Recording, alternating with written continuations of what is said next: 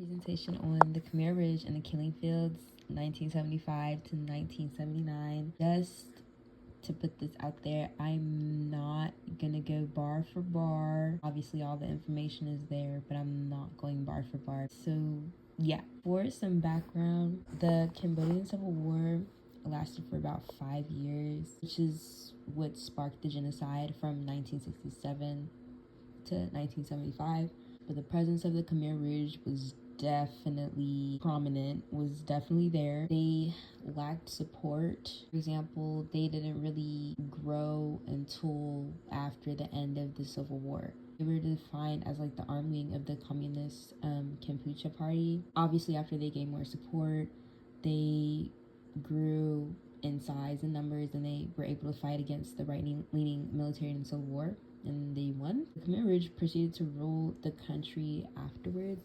So some important notes is that around 300,000 people died during this war, but it's believed that 1 million to 3,500,000 people died. The Khmer Rouge was defined as a brutal regime that ruled over Cambodia from 1975 to 1979, led by Pol Pot. He was a Marxist dictator. He wanted to obtain a master race, things like following like ethnic superiority and whatnot. I'm going bar for bar here because this is what I have summarized. 1953, Cambodia was a French colony. They gained their freedom after the Indochina War. 1955, Vietnam War began. They had their first like independent election, although the Communist Party that existed at the time only had about like 4% of active voters. 1960s, communist groups grew. Cambodian economy struggled. The rice crop had been sold to North Vietnam. Some years following the war, the Khmer Rouge eventually formed their own army. 1967, there was an increased dissatisfaction that led to revolts. It led to the declaration of martial law led by Lon Nol.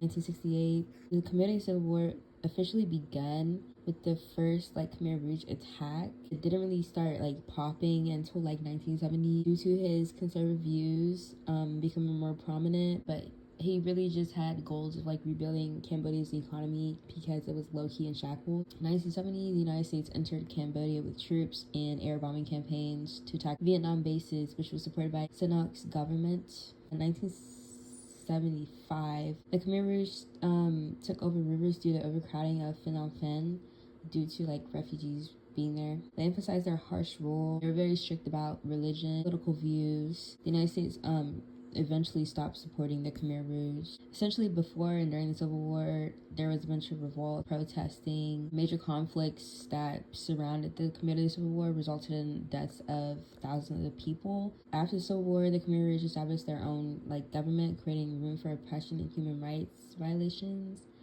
Pol Pot, who was the former secretary, he was, first of all, Pol Pot, he was always a member of the Khmer Rouge. Back when it wasn't popping, he was a member. He's moving up the ranks. You see, he's moving up the ranks. He was the former Secretary General of the Communist Party and rose to power in 1976 after Sunak resigned. The government became like overly involved in controlling people's lives. The idea of ethnic superiority was introduced, as I said before. People were forced to live in agricultural communes where the work was like harsh and overly demanding.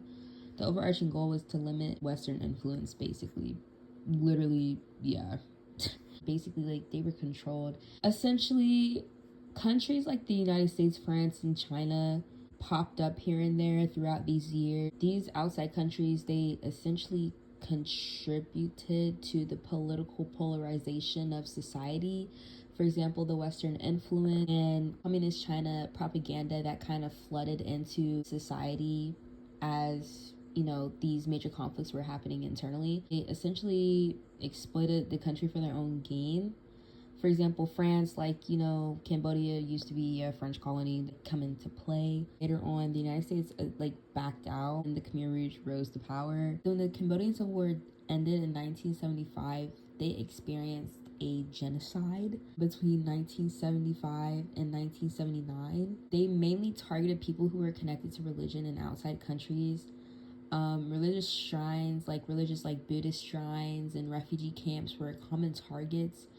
There was even agendas for executioners. If they didn't meet their daily agenda, like they were to be threatened and to be punished. It led to an estimated result to about a third of the country. 1979, Vietnam established a government taking control of Phnom Penh. However, Vietnam withdrew, leaving people behind to reform and rebuild in Cambodia afterwards. Other long-term effects is that obviously they're still battling with oppression and poverty and human rights violations. Put it all into perspective, this really wasn't that long ago.